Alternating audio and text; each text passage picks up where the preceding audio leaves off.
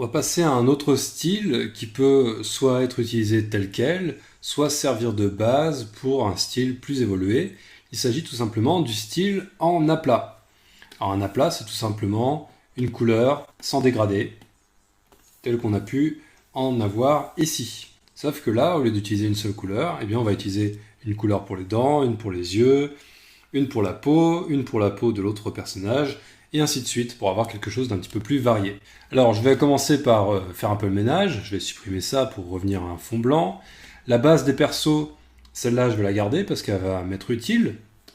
Par contre, je me rends compte que là, j'aurais peut-être besoin quand même d'avoir une continuité du dragon. Vous voyez là, la patte, elle s'arrête un petit peu au milieu de nulle part.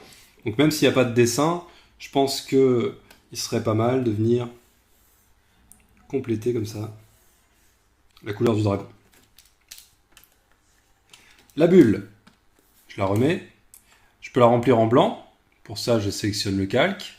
Je clique ici pour revenir sur du noir et blanc. Ici pour revenir sur le blanc. Ensuite, je remplis comme ça. Ça va me permettre, avec la gomme, de venir supprimer ce qui dépasse. Voilà, donc là, je fais juste un peu le ménage avant de passer à la suite. Oui, j'ai juste prolongé la couleur du dragon pour que ça fasse un petit peu moins bizarre. Je pourrais également venir arrêter ça de façon un peu plus brutale pour dire qu'on a le bord d'une case. Pourquoi pas? Bon, tout ça, c'est des détails. Maintenant, on va supprimer aussi le calque lumière, là. Supprime au clavier. Ça, c'est une bulle maintenant, bulle blanche. On peut la verrouiller. Et on va travailler sur des calques situés au-dessus de la base des persos. Je vais peut-être modifier cette couleur verte pour partir sur une couleur de base un peu plus adaptée au dragon. Bon, là, je vous l'ai dit, je vais choisir des choses un petit peu au hasard. On verra plus tard comment choisir des couleurs un peu plus précises.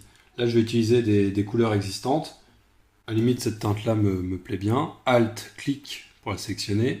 Je vais juste l'assombrir un petit peu. Pour faire la base du dragon. Voilà. Pot de peinture, et je remplis.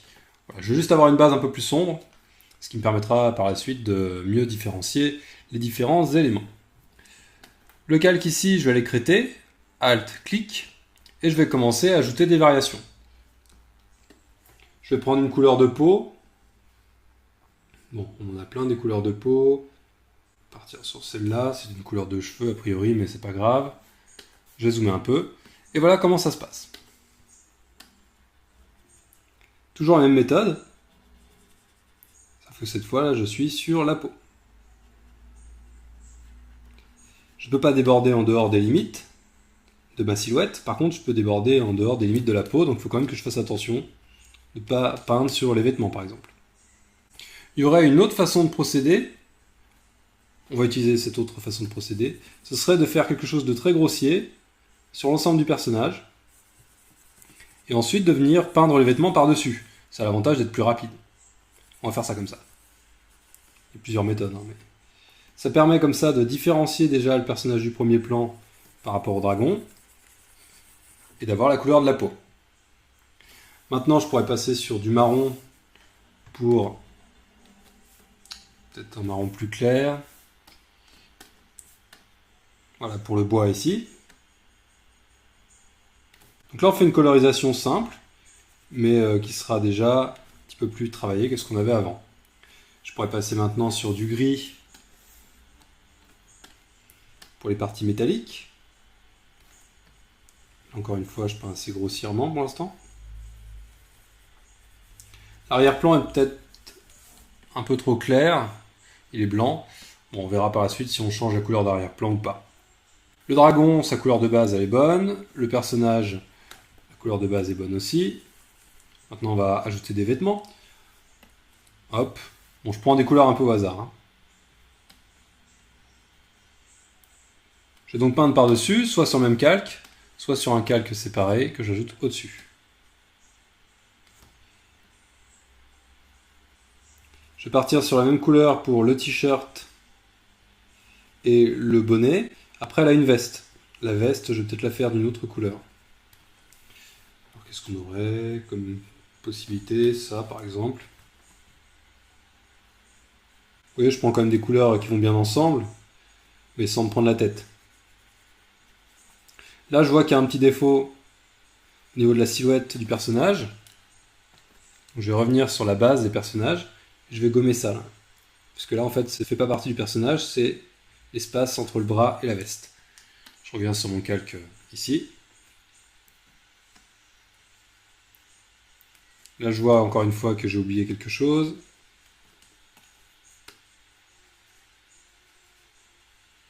Et on se rend compte des fois des bêtises qu'on a fait.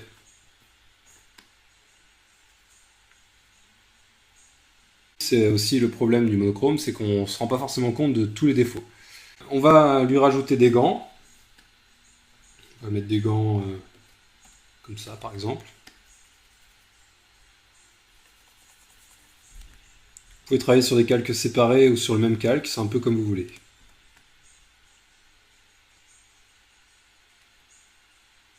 Pour une illustration aussi simple, c'est pas un problème. Je pourrais me dire que finalement les bracelets, je vais leur donner une autre couleur. Je voudrais leur donner une couleur métallique. Pour ça, je peux prendre la couleur que j'ai utilisée ici. Donc je reste appuyé sur Alt, ça me permet de cliquer pour prendre la couleur et venir la récupérer. Voilà, juste le bracelet comme ça. La jupe, alors la jupe, on va peut-être lui donner une couleur assez proche de la veste, en la modifiant un petit peu.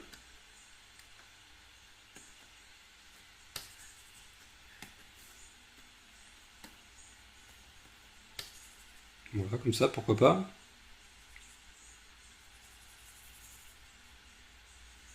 Oui, c'est assez simple. L'avantage, c'est que vous pouvez tester différentes couleurs, hein. Si la jupe ne vous plaît pas, vous pouvez prendre une couleur légèrement différente, puis prendre le pot de peinture, hop, pour remplir. Ça, c'est pas un problème. La plupart des éléments de ce personnage-là sont ok. Il manque juste la ceinture. On peut reprendre la couleur des gants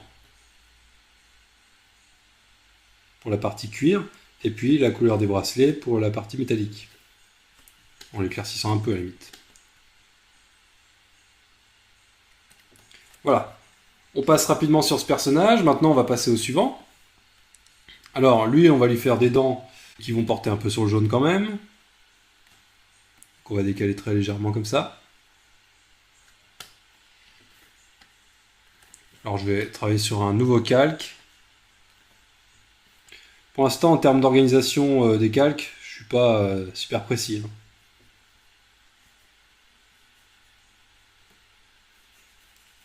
Je me concentre davantage sur l'application des couleurs. On va zoomer un peu pour être plus précis sur les dents.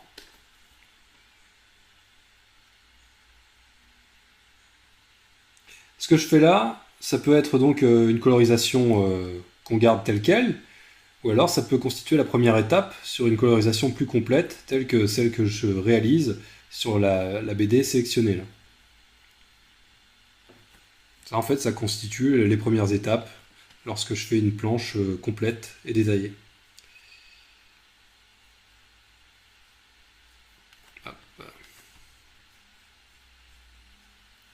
Voilà pour les dents. On pourrait faire l'intérieur de la gueule un peu rosé. Donc je vais ajouter un calque que je vais placer en dessous.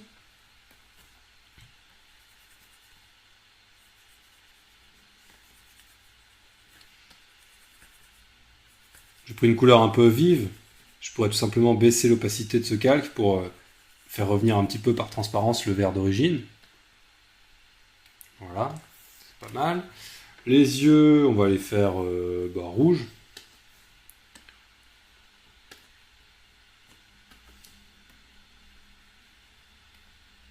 Ou jaune. Plus d'impact. Avec l'intérieur rouge à la limite. Ok. Maintenant, on va passer aux griffes. On peut reprendre la couleur des dents et puis la rendre un peu plus grise.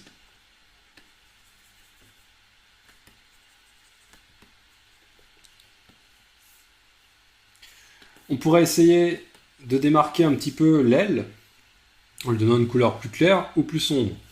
A priori, je vais partir sur une couleur plus sombre. Alors, je sélectionne la couleur verte, Alt-clic. Je l'assombris un peu. Et je viens comme ça repasser l'aile. Ça permet tout simplement de démarquer un peu les différents plans et de mieux comprendre le dessin.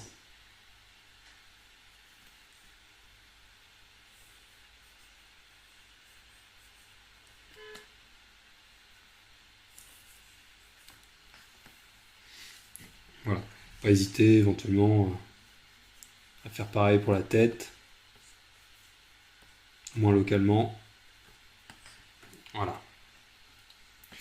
Les épines au-dessus, on pourrait les mettre avec une couleur autre aussi. Donc je vais prendre la couleur des griffes.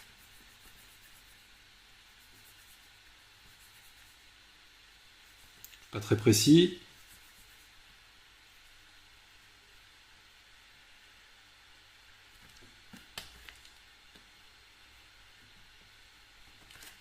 On va gommer un petit peu.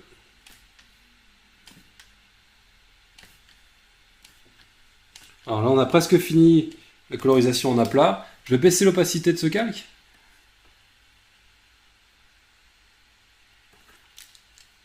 Pour que ce soit discret.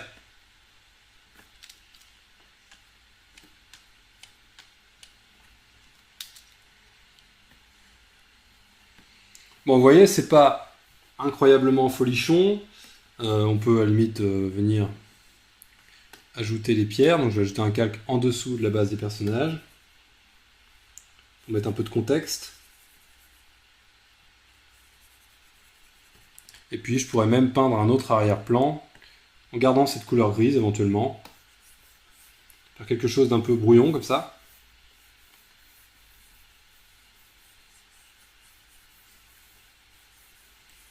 Juste pour établir un léger contexte.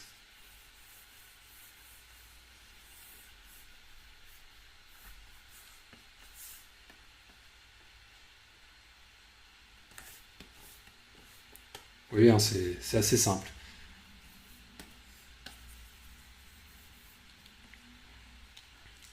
Je pourrais prendre la gomme pour modifier un peu la forme.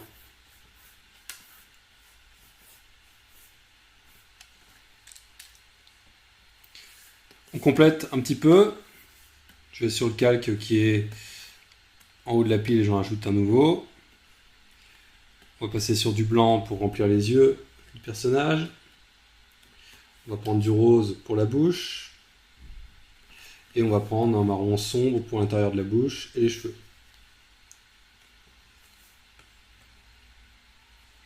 Ou un marron un peu plus clair. Voilà. On a là une colorisation en aplat qui fonctionne. On peut éventuellement prendre ici l'outil recadrage. Voilà, pour recadrer un petit peu l'action. Ça, c'est une colorisation relativement simple, mais qui peut être suffisante sur une BD assez simple.